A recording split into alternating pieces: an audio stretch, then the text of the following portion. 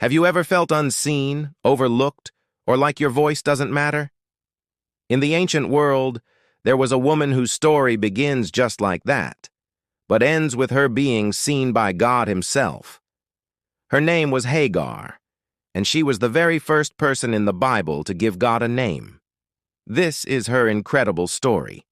Our story begins in the land of Canaan, in the household of Abram and Sarai. They were promised descendants as numerous as the stars, but years went by and Sarai remained childless. In her desperation, she followed an ancient custom and gave her Egyptian servant Hagar to Abram to bear a child for them. Hagar had no say in the matter. Soon she was pregnant and everything changed. The servant who was once invisible now carried the household's future heir. Pride welled up in her, and she looked at Sarai with contempt. Sarai, hurt and jealous, retaliated with harsh treatment. The home became a place of bitterness. Unable to endure the cruelty any longer, Hagar made a desperate choice. She fled into the unforgiving desert, alone and pregnant. Can you imagine her fear? Her future looked as bleak as the endless sand surrounding her. She collapsed by a spring, her hope running out. It was there, in her darkest moment, that a divine messenger found her. Hagar, the angel called her by name. No one had spoken to her with such recognition. The angel saw her, knew her pain, and gave her a promise. He told her she would have a son, Ishmael, whose descendants would be too numerous to count. He would be a wild donkey of a man, free and untamed. In that moment, everything shifted for Hagar. She wasn't just a runaway servant anymore. She was a woman seen by the Almighty. In awe, she uttered words that would echo through history. "You are the God who sees me." She called the well Bir Lahai Roy, which means the well of the living one who sees me.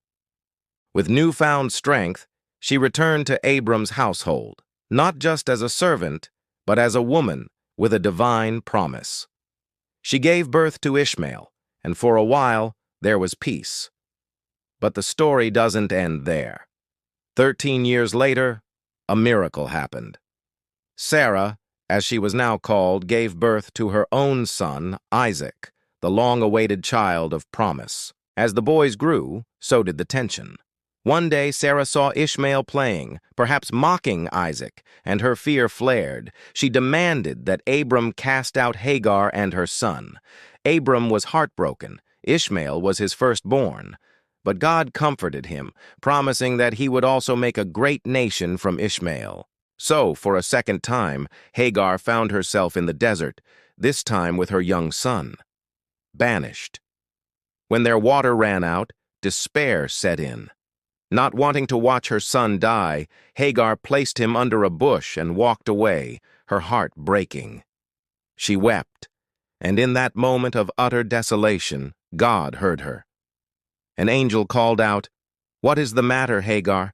Do not be afraid." Suddenly her eyes were opened, and she saw a well of water right there. She revived her son, and they survived. Ishmael grew up in the desert, becoming a skilled archer, and his mother found him a wife from her homeland of Egypt.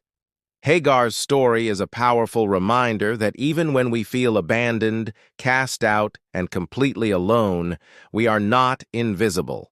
She was the first woman to receive a divine promise of descendants, and the first person to give God a name, born from her own experience of being seen and cared for. Her legacy is a testament to the God who sees the forgotten and hears the cries of the brokenhearted.